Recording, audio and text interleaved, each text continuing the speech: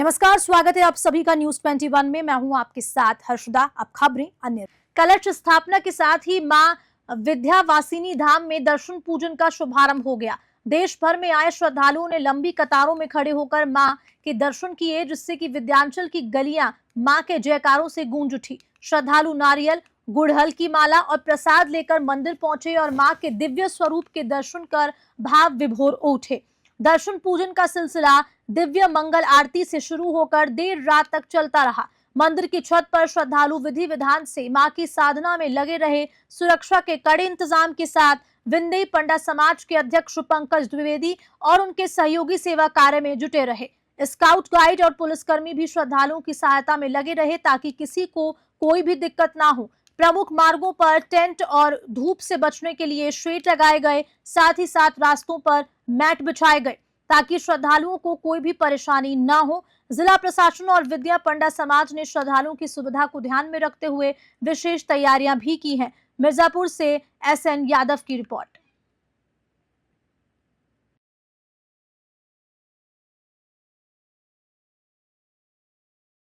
पुजारी, आइए हम बात करते हैं इस शारदीय नवरात्र में माता के दरबार में किस तरीके से श्रद्धालु आ रहे हैं और पहले की तुलना में अब क्या अंतर है। जी बताइए।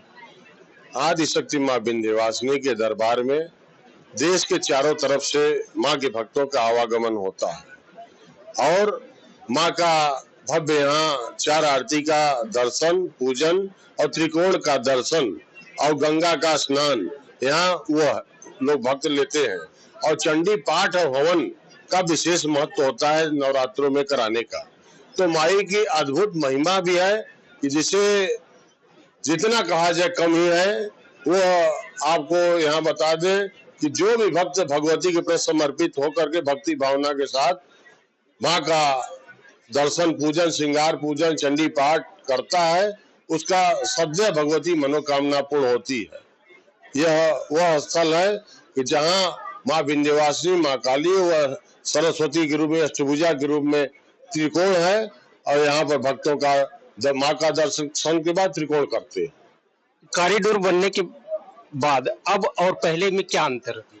देखिए, कॉरिडोर बनने के बाद माई के यहाँ थोड़ा सा भीड़ तो बढ़ी है निश्चित रूप से, और माई की भक्तों का जो दर्शन का लाभ हो रहा है, आने जाने का हो रहा है, तो उससे तो काफी लाभ मिला है। किंतु इसके साथ ही साथ हमको आपको अपने हिंदू धर्म की जो लोग बात कर रहे हैं, कर्मकांडियों के से भी मेरा हुआ है कि अपने कर्मकांड, आज हमारा तपस्थली जो है वो एकदम नष्ट भ्रष्ट हो जा रहा है। तपस्थली वो है कि जहां पर एक दिन से लेकर के सालों साल, जैसे हमारे यहाँ के तमाम ऋषि, एक नहीं तमाम ऋषि, महर्षि, संत, महात्मा, देवता, दानव, मानव सब एक दिन से लेकर के सालों साल तपस्या किए। और जो जहां तपस्या किए, कोई शंकर जी, भैरव जी, हनुमान जी, किसी न किसी देवी देवता ग्रह करके सिद्धि प्राप्त किए, तो स्थल तो जागृत हो गया, वो मूर्ति, वो भगवान का वो भी जागृत। तो अब वो स्थल को हम तोड़ मरोड़ कर हटा बढ़ा करके ये आने वाला नस्ल चेंज कर रहा है। आने वाला समय वेद पुराण शास्त्र की जिस तरह से धज्जी उड़ाई जा रही है, यह हमारे हिंदू धर्म के लिए बहुत ही दुर्भाग्यपूर्ण है और आने वाला नस्ल इसके लिए चेंज हो जाएगा। यह सभी लोग ध्यान नहीं दिए तो। श्रद्धालुओं और भक्तों से आप क्या अपील करना चाहें?